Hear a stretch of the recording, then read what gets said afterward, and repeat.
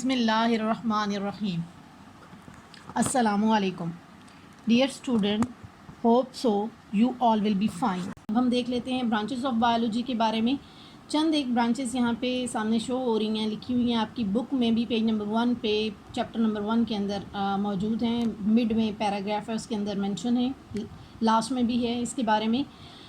Like ecology है, embryology है, physiology, morphology और प्लेंटोलॉजी, हिस्टोलॉजी, एवोल्यूशन, जेनेटिक्स एंड जू जियोग्राफी। इसको एक्सप्लेन भी किया गया है कि इकोलॉजी बेसिकली होती क्या चीज़ है। इकोलॉजी बायोलॉजी की वो ब्रांच होती है जिसमें हम environmental relationship with the living organism हम डिस्कस करते हैं।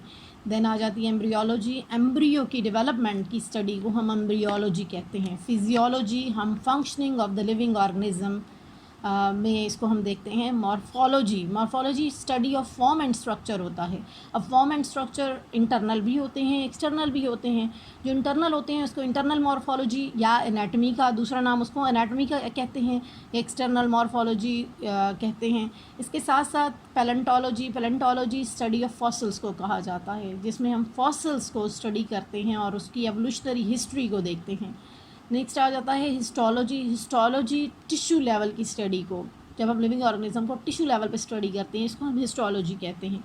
इसी तरह से नेक्स्ट आ जाता है एवोल्यूशन का मतलब होता है एंसेस्ट्रल हिस्ट्री के आबा अजदाद के बारे में, हसब नसब के बारे में देखना कि लिविंग ऑर्गेनिज्म कहाँ से इवॉल्व हुए हैं।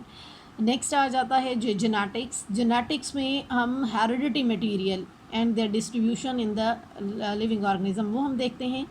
और इसके साथ साथ जू एनिमल से है, जियोग्राफी का मतलब है distribution of animals on the earth. इसमें हम जू जियोग्राफी के अंदर हम इसको स्टडी करते हैं। इसके साथ साथ चंद एक ये तो प्रीवियस हमने थोड़ी सी रिकॉग्नाइज़ किया या उसको रिवाइज़ किया जो आपने प्रीवियस डिस्कस की हुई हैं या पढ़ी हुई हैं या स्टडी की हुई हैं। अब हम देख लेते हैं जो आपके सिलेबस का हिस्सा हैं, लाइक मॉलिक्यूलर बायोलॉजी क्या होती है, माइक्रोबायोलॉजी क्या होती है, marine biology, environmental biology, fresh water biology, parasitology हो गया, ह्यूमन बायोलॉजी हो गया, सोशल बायोलॉजी एंड बायोटेक्नोलॉजी। अब वन बाय वन हम इनकी डेफिनेशन स्टडी करें। हम ब्रांचेस ऑफ बायोलॉजी को डिस्कस कर लेते हैं जो आपकी बुक में पेज नंबर 2 फर्स्ट चैप्टर में पेज नंबर 2 पे मेंशन है। सबसे पहले आ जाता है जी मॉलिक्यूलर बायोलॉजी। इसको मोलेकुलर बायोलॉजी का नाम भी दिया जाता है। उसके नाम से ही शो है कि बायोलॉजी की वो ब्रांच जिसमें हम मॉलिक्यूलर लेवल पे लिविंग ऑर्गेनिज्म को स्टडी करते हैं।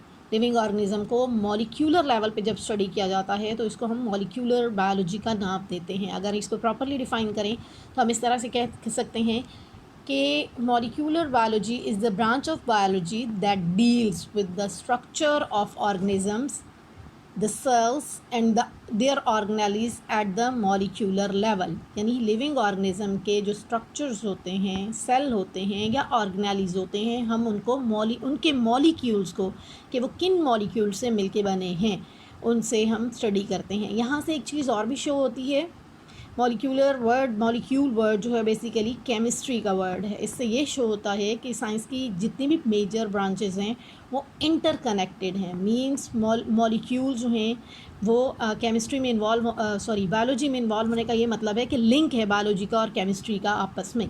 नेक्स्ट आ जाता है जी माइक्रोबायोलॉजी। माइक्रोबायोलॉजी क्या होता है? माइक्रो का मतलब होता है स्मॉल। बायोलॉजी आपको पता है स्टडी ऑफ लिविंग ऑर्गेनिज्म को कहते हैं। इसका मतलब हुआ, इसके नाम से शो हो रहा है कि बायोलॉजी की वो ब्रांच जिसमें हम स्मॉलर लिविंग ऑर्गेनिजम्स को, जो हम नेकेड आई से नहीं देख सकते, उनको हम स्टडी करते हैं।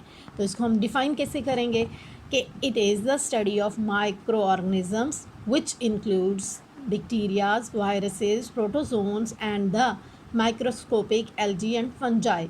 यानी जो चीज़ हम नेकेड आई से नहीं देख सकते, with the help of microscope देखते हैं, उन चीज़ों की हैं तो वो लिविंग, उन चीज़ों की स्टडी को हम माइक्रोबायोलॉजी कहते हैं। एक नीचे माइक्रोब बना हुआ है इस डायग्राम के, इस स्लाइड के बिल्कुल एग्जैक्टली नीचे एक डायग्राम बनी हुई है माइक्रोब की।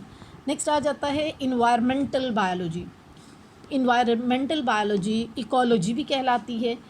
इकोलॉजी क्या होता है या इन्वायरमेंटल बायोलॉजी क्या होता है? इन्वायरमेंटल बायोलॉजी का मतलब है कि लिविंग ऑर्गेनिजम्स का हम इन्वायरमेंट पे इफ़ेक्ट और इन्वायरमेंट का इफ़ेक्ट लिविंग ऑर्गेनिजम्स पे हम देखते हैं। तो इसको अगर हम प्रॉपरली इसकी डेफिनेशन देखना चाहें तो सामने स्लाइड में शो हो रही है कि environmental biology is the study of organisms in relation to their environment, कि लिविंग ऑर्गेनिज़म का अपने इन्वायरमेंट के साथ इंटरेक्शन जो है वो इन्वायरमेंटल बायोलॉजी कहलाता है। और this includes the interaction between the organism and their inorganic and organic environment, के लिविंग ऑर्गेनिज्म के ऊपर क्या इम्पैक्ट होता है जो इन्वायरमेंट के अंदर मौजूद इनऑर्गेनिक या ऑर्गेनिक कंपोनेंट्स हैं, specially as it relates to the human activities.